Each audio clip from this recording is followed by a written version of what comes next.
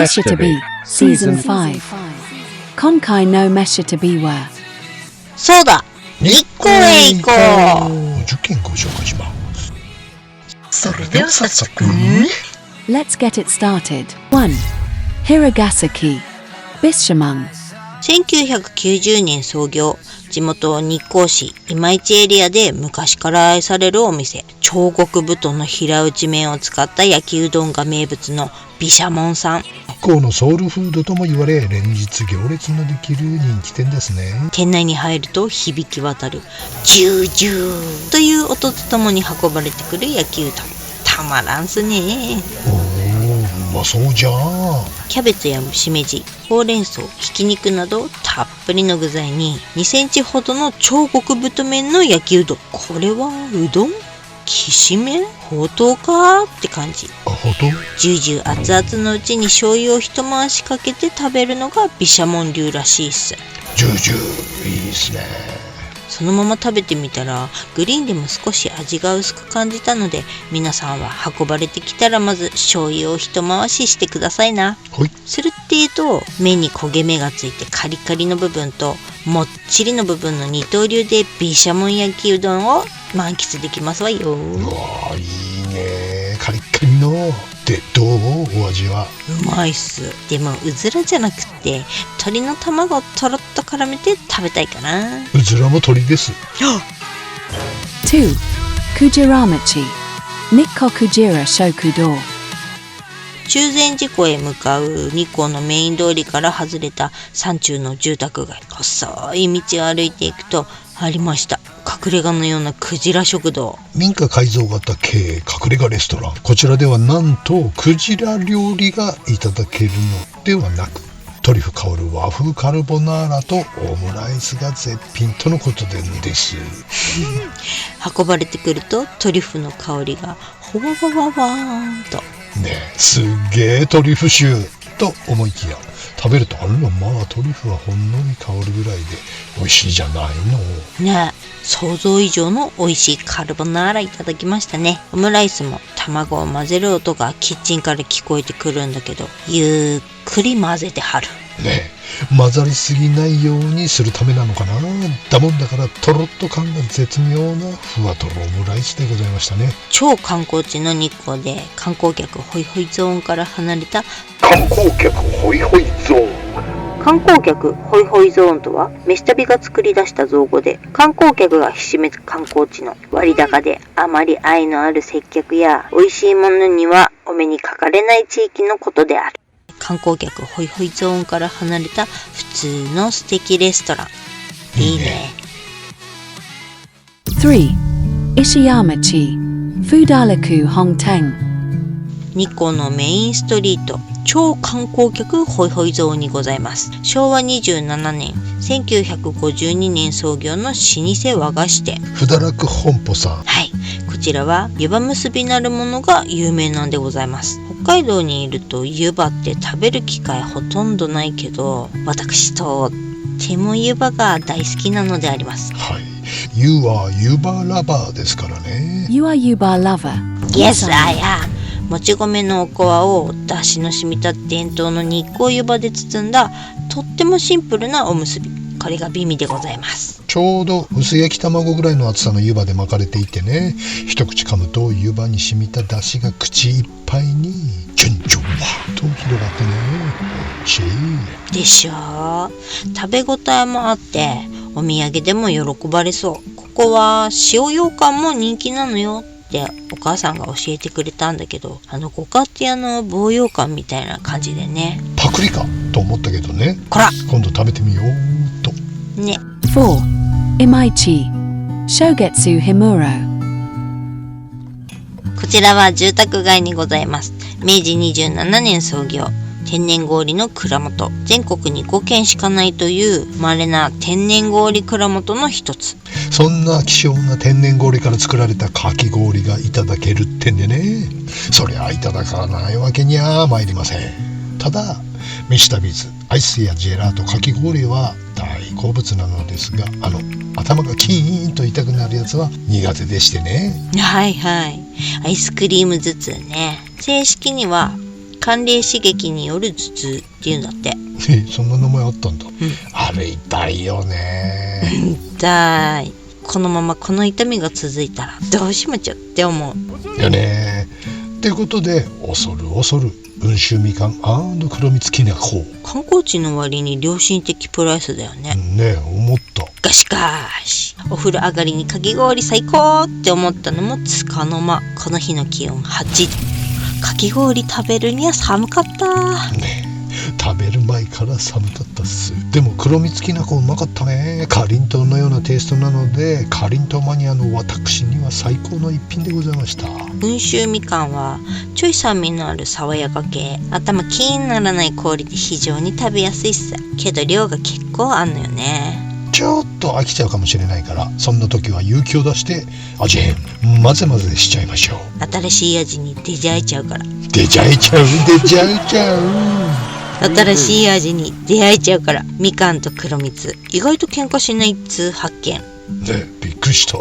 かき氷もアイスもジェラートも混ぜると大概美味しくなるね。5. ニューヨーク Kiyotaki wa no shiro. Nikkoyashi no yu. 山中ののどかな景色の中、紅葉の季節ということもあり最高でしたね。ちょっと古くこじんまりなんですが温泉宿っぽい雰囲気がたまりませんね。ねえ、綺麗な庭のもみじにも癒されたわ。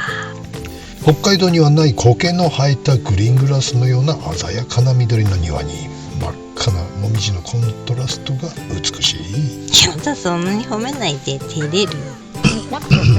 サウナが80度とかなり時間がかかっちゃうんだけど、ゆったりと流れる奥日光のひとときを満喫することができましたね。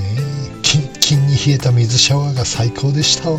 外国人が多いのに驚いたね。ねえ、だけど静かに日本の文化に溶け込む外国人たちが微笑ましく思うおいちゃんなのでした。なんと体重計がございませんでした。これレア。確かに。6. Today's Katsu Curry.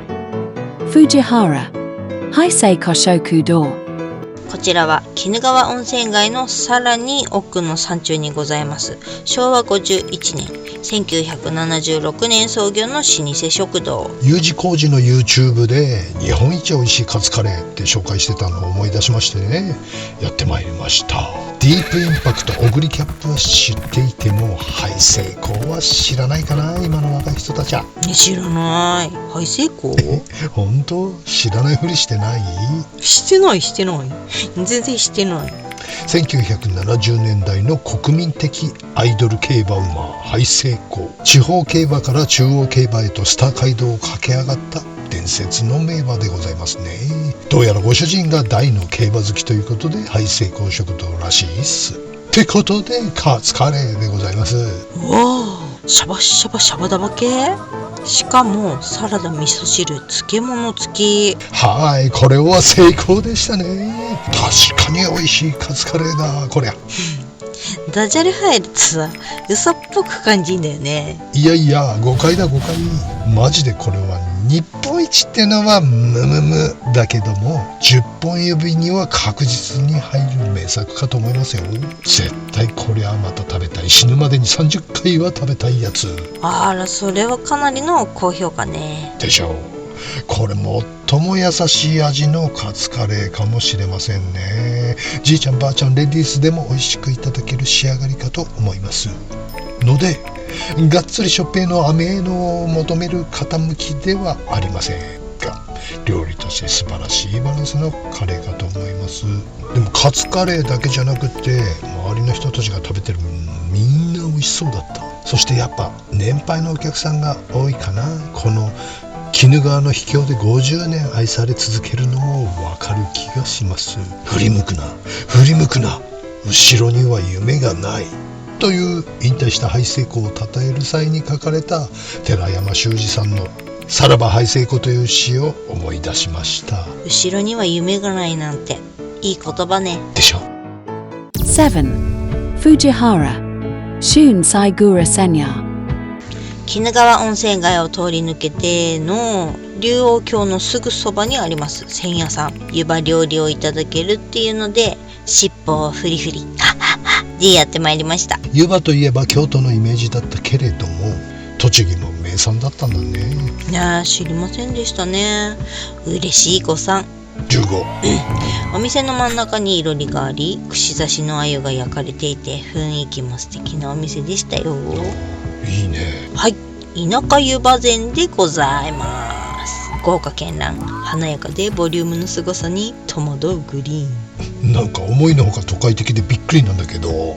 あら、ほんとかよ。からのお蕎麦登場。通常はご飯味噌汁がついてくるんだけど、プラス350円で蕎麦に変更できちゃうんでね、もちろん蕎麦っしょってことで、蕎麦湯葉好きにはありがたいメニューざんす。よかったね。はい、ただこのボリュームです。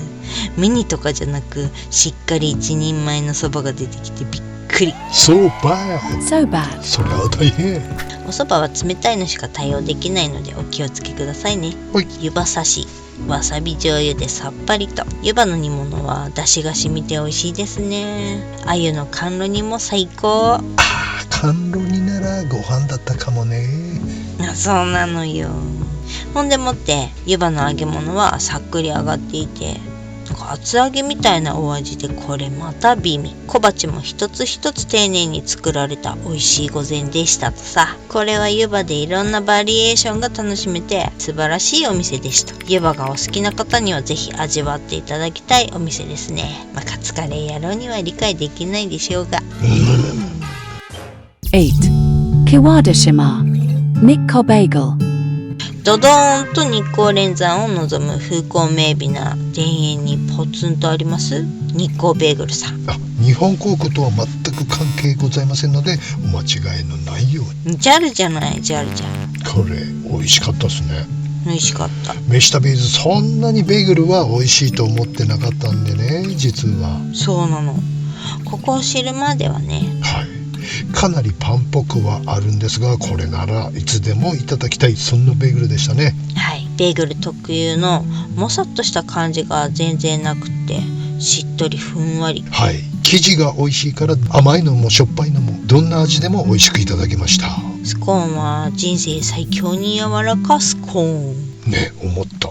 少し柔らかすぎってくらいふんわり柔らかスコーン。私この柔らかいスコーン好き。これはニコに来たらマストアイテムね。Must お item. 土産にもいいね。そうだね。 9. Matsubara Sokara-ya. 東武日光駅の目の前にあります酒屋さん。観光客でいっぱいからの、これこそホイホイゾーンじゃないって思ったよね。はい、お店の前にイートインスペースがあって、インバウンドから日本人観光客まで皆さん揚げ湯葉まんじゅうを頬張ってらっしゃいます。でも観光地お約束のふーんって感じのやつを想像してたんですが、そうそう。お約束的に一回は食べるっしょって感じと思ってたんですが、ところがすっとこどっこい。ぎっちょんちょん。これがめちゃめちゃ美味しくてね。揚げ湯葉がサクサクで最高のまんじゅうにかなり塩味も効いてるよね。さっくり揚がった湯葉にたっぷりのあんこが入っててさ、そして塩味が決め手だね。そうそう、結構塩気あんのよね。まんじゅうなんだけど、これがまたしょっぱい甘いの無限ループが揚げまんじゅう一つの中にって感じでね。すんごいあんこの甘さと塩のやじろべえバランスが絶妙ですね。これは日光来るたび食べらさるやつ。キーですよ。もう店頭で元気なお母さんたちが販売してくれてて、こっちまで笑顔になっちゃう。あんな忙しいのにね。ねえ、大事なこと。10. Sannai Meiji no Yakata. 東照宮のすぐ下にあるとっても趣のある重厚な洋館。はい、かつてコロンビアレコード創始者の別荘であった有形文化財にも登録された洋館が1977年に西洋料理明治の館としてオープン。今じゃ連日観光客で大にぎわい。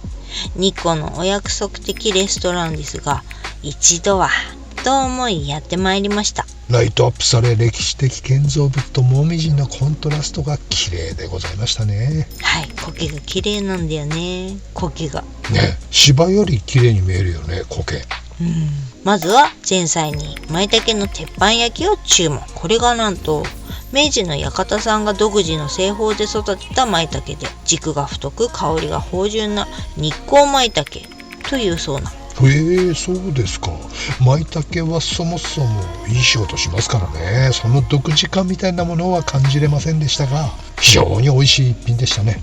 シンプルながらも素材の旨味が詰まってて、みんな大好きバター醤油味。家でもできちゃいそう感は否めないけど、作って舞茸ステーキ最高でした。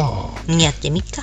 そしてお待ちかね、ハンバーグはもちろん牛肉 100% のビーフハンバーグ。見るからに切ると肉汁が溢れ出る。肉自体の旨味と少し甘みの濃厚デミグラスが絡んで美味しさ倍増。これは米が食べらさる。見てください、ビーフシチューのこのつぼ焼き。このフォルムは崩すのがもったいないくらいの可愛いつぼ焼きビーフシチュー。濃厚デミソースはハンバーグのそれよりもサラサラで甘さは控えめ。中からゴロゴロと大きめのビーフがいっぱい出てきて、こんにちは。食べ応え十分でございました。たまには本格的なレストランでのディナーもいいですね。思いのほかしっかり味の大衆的なテイストで意表をつかれましたが、これが万人受けする味付けなのかもしれませんね。隣のテーブルのボクちゃんが人懐っこくて可愛かったね。バイバイってずっと手を振ってくれてたよね。ねえ、可愛かった。バイバイ。Jikai no mesha to beware. Gachi de mata tabathai. Tochigi oyama kaiwai death. Ortano shimi ni. See you soon. 日光向かう途中の道が好きなんですけど、何林っていうんですか、すごい樹齢の太い大きな木が両サイドにずらー並んでて、超マイナスイオンを感じる感じなんですが、あれ木が歴史ある樹齢がすごいから、切れないんだろうね。だから道路がすごい狭くて観光バスがすれ違うのがギリって感じの道かなり細いよね、全部道が。なんとその大木が立ち並ぶ道に倒木注意って看板が立ってるんですよね。そう、至るところに書いてある。怖っと思って倒れんのかーいと、このでっけえやつ倒れてくんのかーいと思いましてね。どうやって注意すんねんと思いましたね。我々はセーフでしたが、皆さん日光を訪れる際倒木にご注意ください。